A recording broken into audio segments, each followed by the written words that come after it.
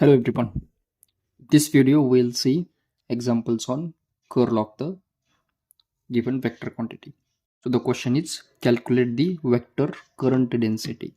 अब vector current density यानी इस वाले केस में हमें फाइंड आउट करना है J bar in cylindrical coordinates at point P। ये लोकेशन है सिलिंड्रिकल कोऑर्डिनेट सिस्टम का rho phi z if magnetic field intensity दिया है। तो इस वाले केस में वन थिंग इज श्योर, हमें फाइंड आउट करना है vector current density J bar.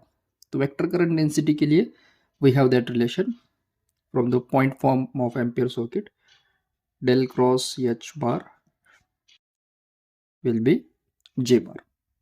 तो इसको फाइंड आउट करने के लिए हम लिखेंगे del cross H bar is equal to determinant के फॉर्म में।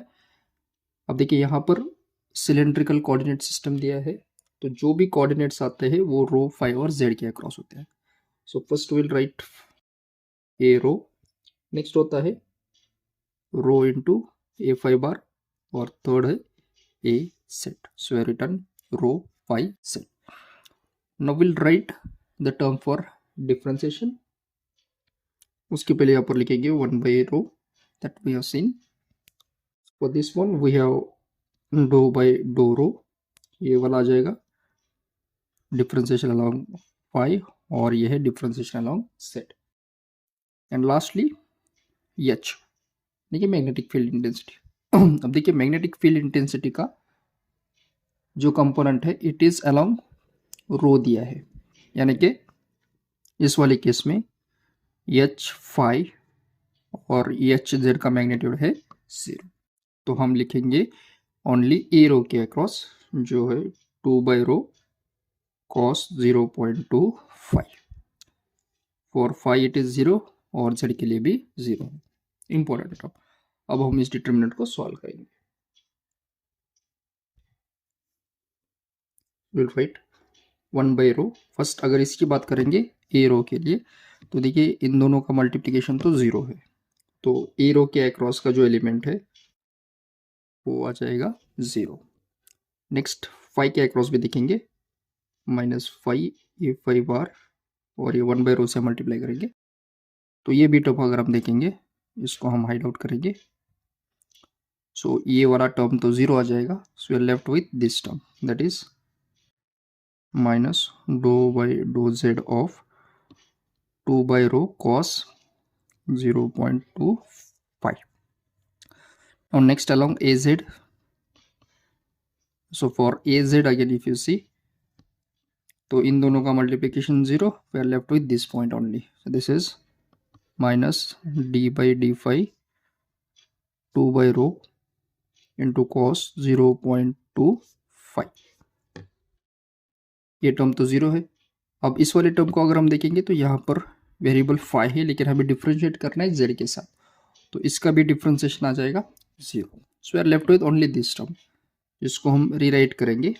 ये 2 by rho will take outside, so it is left with do by do z of cos 0.25 into a set bar. अब इस वाले केस में सॉरी ये phi है, हमें डिफ्रेंशिएट करना है कॉस को। तो कॉस का डिफ्रेंशिएशन तो हमें पता है it is minus sine phi होता है, तो ये आ जाएगा -2 by rho into minus sine 0.25 into 0.2 with a z. अब हमें इस वाले केस में सब्सटीट्यूट करना है वैल्यूज ऑफ रो फाई और set. So will write this as -2 by rho. So according to the given coordinates rho का वैल्यू है 1.5 माइनस साइन 0.2 इंटू फाई है 90 degrees, this is 90 degrees and this is multiplied with 0.2 along AZ। तो ये minus minus plus हो जाएगा, so will be getting 20/15। इसको भी बाहर निकालेंगे 0.2 left with sine of 0.2 into 90 degrees. तो अब हम इसको कैलकुलेट करेंगे। एंड वन मोर थिंग, यहाँ पर हमने 1/रो को इन दोनों टर्म से मल्टीप्लाई किया है, सो यहाँ पर एक बार हम मल्टीप्लाई करेंगे 1/रो से, तो यहाँ पर ये आ जाएगा इंटू 1.5. So if you